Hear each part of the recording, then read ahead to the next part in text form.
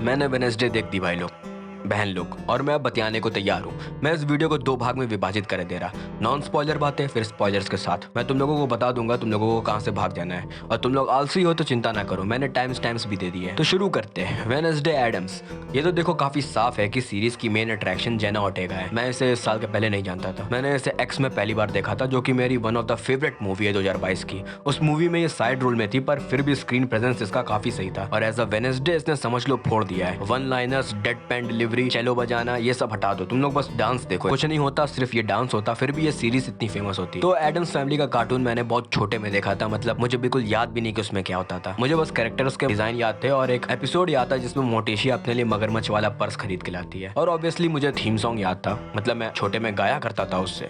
The Addams Family, ta-da-da-da, ta-da-da-da, ta-da-da-da, ta-da-da-da, ta-da-da-da। कुल मिला के ये सब बातों से तुम्हें समझ आ गया होगा कि मैं फैन नहीं हूँ। वेडनेसडे शो को देखने के बाद मुझे थोड़ा सा इंटरेस्ट तो आ ही रहा है। ये फैमिली के आइकॉनिक डिजाइन को मॉडर्न लुक में देखने में काफी आइकॉनिक लग रहा है। तो शो कैसा है? शुरू के एपिसोड्स बहुत ज्यादा बोरिंग है, मतलब मैं रिग्रेट कर रहा था डिसीजन को कि मैं ये सीरीज क्यों देख रहा हूँ। पहले 2 एपिसोड्स में आधा सो गया था मैं। कैरेक्टर्स मुझे देखो बहुत गुस्सा दिला रहे थे। रूममेट इनिड का कैरेक्टर की मुझे एक्टिंग समझ ही नहीं आ रही थी। मुझे ऐसी एक्टिंग लग रही थी उसकी जैसे वो कुछ राज छुपा रही, मतलब जैसे वो एक्ट कर रही, मतलब एक्ट में एक्ट कर रही, पर ऐसा कुछ नहीं था लास्ट तक। फिर बियांका का कैरेक्टर, मैं काफी इंटरेस्टेड था कि उसकी स्टोरी कहाँ जाएगी। उसके माँ के साथ जो स्टोरी दिखाई गई थी मुझे लग रहा था कि वो काफी डीप होगी, पर उसका शो में सिर्फ एक ही काम है, एक लड़के के पीछे पड़ना, और फिर वहां से उससे भाव नहीं मिल रहे तो हट के दूसरे लड़के के पीछे पड़ना। मतलब सीरीज के शुरुआत में एनिड उसकी पूरी कैरेक्टर की स्टोरी बता देती है। Clay is the closest thing Nevermore has to royalty. Although her crown's been slipping lately. She used to date a resident tortured artist, Xavier Thorpe, but they broke up at the beginning of the semester. फिर दोनों लड़के लोग, इन दोनों लड़के से चूतिया character कोई नहीं होगा, इनकी बातें मैं करूंगा आराम से। इसमें ब्रियन ऑफ तार्थ भी है, काफी डिसेंट सी बनी हुई है। इसको देख के मुझे ऐसा फील आ रहा था कि रेजिडेंट इविल की लेडी, इसे कैसे पढ़ते हैं, लेडी दिमित्रेस्कू। तो कभी किसी मूवी में लेडी दिमित्रेस्कू को कास्ट करना हो, ये बिल्कुल बेस्ट है। बड़े कैरेक्टर सब काफी सही से एक्ट कर रहे थे। अंकल फेस्टर बस में लगा मुझे। स्टोरी में आते हैं तो मेन ड्राइविंग प्लॉट एक मर्डर मिस्ट्री है, जिसका सॉल्यूशन कोई दिमाग और हिंट्स को डिड्यूस करने से नहीं बल्कि सुपर पावर से हुआ है, जिसकी वजह से थोड़ा मजा मेरी तरफ से खत्म हो गया। फिर इसमें लव ट्राइंगल भी है, एक्चुअली स्क्वायर है, जो कि इतना सड़ा है, इतना गया गुजरा है। मतलब इसमें रोमांस क्यों है आखिर? जैसे वो मूवीज होती है जिसमें जबरदस्ती लड़कियों को रख दिया जाता है सिर्फ as a love interest main male character का, वैसे यहाँ समझ लो 2 लड़कों को रख दिया गया एज अ लव इंटरेस्ट। उन्हें मैं ये भी नहीं कह सकता कि उन लोगों को स्टोरी से हटा दोगे तो स्टोरी अच्छी हो जाएगी, क्योंकि दोनों के दोनों कैरेक्टर मेन स्टोरी से टाइड अप है। तो इसलिए रोमांस अच्छे ना होने के कारण प्लॉट सड़ता जा रहा है। बिल्कुल वही फील आया मुझे जब लड़कियों को बिल्कुल यूजलेस दिखा देते हैं स्टोरी में, यहाँ लड़कों को दिखा दिया गया है। बाकी ये लड़का लड़के की बात मैं बाद में करूंगा। मर्डर मिस्ट्री कैसी है स्टोरी की, तो वो पार्टी स्टोरी का सबसे इंटरेस्टिंग पार्ट होगा, जिसको जानने के लिए मैंने पूरी सीरीज खत्म करी, वरना मैं रख देता मैं जेना ऑर्टेगा को भी देखने के लिए पूरी देखी है। मैं आखिर तक गैस ही कर रहा था कि कौन होगा मर्डरर, ये सही चीजें होकर रखने के लिए। टिम बर्टन का गॉथिक लुक काफी ज्यादा इंप्रेसिव है, मेरी आंखें बहुत खुश है सीरीज को देखने में। वो रेवन डांस वाला पूरा सेट बहुत प्यारा सा था। म्यूजिक मुझे काफी सही लगा, वो जो पुराने थीम सॉन्ग को चेंज करके बनाया गया है, पर म्यूजिक मोटिव से तुम्हें समझ आएगा कि हाँ वो पुराना वाला ही है, तो वो काफी सही सी म्यूजिक है। फिर जो मॉन्स्टर का डिजाइन है हाइड का, उसे ऐसा घोंचू सा बनाया गया है, बिल्कुल कार्टून जैसी आंखें बड़ी कर दी है भाई की। मॉन्स्टर है भाई, ये दहशत फैलानी चाहिए इसे, ना कि देख के लोग हंसे इस पे। तो इतनी देर से मैंने फटाफट 80% बुराई और 20% तारीफ की है। तो मेरा फाइनल व्यू क्या है इस सीरीज को लेके ओवरऑल, तो तुम लोगों को सीधा बता दे रहा मैं कि ये काफी फन सीरीज है। ऑब्वियसली कुछ बिल्कुल नया सा नहीं हो गया है, और कमियां तो है ही, पर कैंपीनेस को मैं काफी ऊपर रखता हूँ। दुनिया में जितने भी मास्टर पीसेस बना लो, पर वो कैंपी स्टोरीज की जगह नहीं ले सकते। कैंपी स्टोरीज के लिए मेरे दिल के एक कोने में बड़ी सी जगह है। अगर उन्हें मैं सड़ा कह के हटा दूंगा तो मेरे दिल में छेद हो जाएगा, फिर मैं अपनी फोटो डाल के लोगों से पैसे मांग सकूंगा और मैं अमीर हो जाऊंगा। तो ये बात मैं भी जानता हूँ और तुम लोग भी जानते हैं कि तुम लोग मुझे अमीर बनता नहीं देख सकते। तो इसलिए तुम लोगों को वेडनेसडे देखना चाहिए।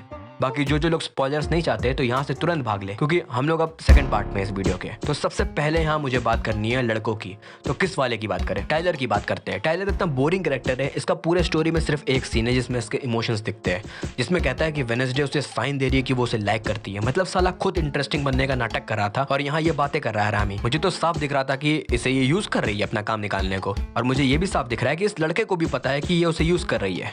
तो काहे का इतना ड्रामा? हाँ समझ गए कि उस लड़की की जरूरत थी आखिर में क्रैकस्टोन को रिसरेक्ट करने के लिए। वैसे इस बात से ये रोमांस तो और ज्यादा सड़ गया।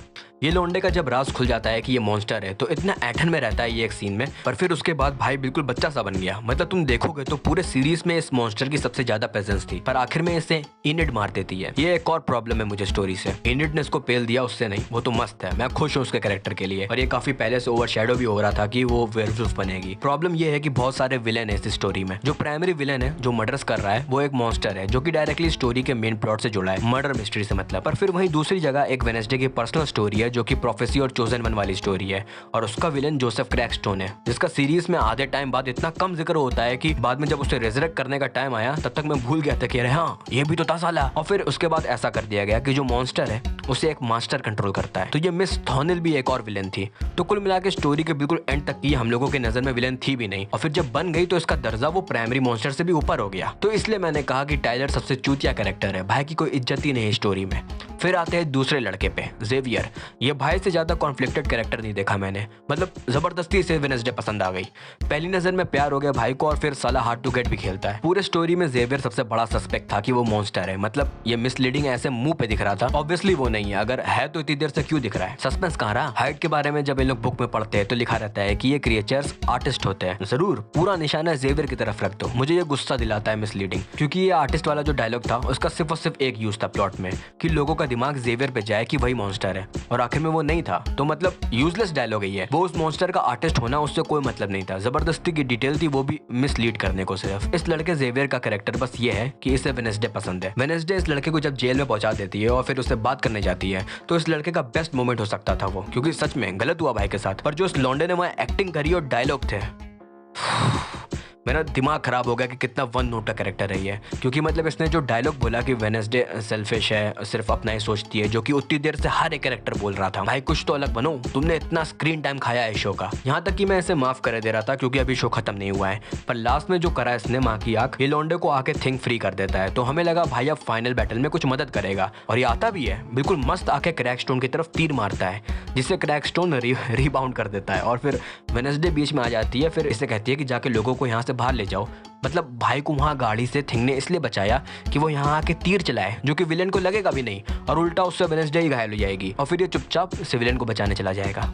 तालियां। मैंने अभी थोड़ी देर पहले कहा था कि रेवन डांस वाला सेट बहुत प्यारा सा था, उसमें उसके विजुअल्स के अलावा सब चूतियापा था। लोग एक दूसरे के बॉयफ्रेंड गर्लफ्रेंड को जेलस फील कराने के लिए डेट पे आए, और फिर ये लड़का जो रेड पेंट फैला देता है पूरे हॉल में। जब इनिड बाहर जाके उससे बात करती है तो इतना इमोशनल सीन होता है। मतलब मैं काफी खुश था क्योंकि इसके पहले लड़के का कैरेक्टर बहुत सड़ा सा था।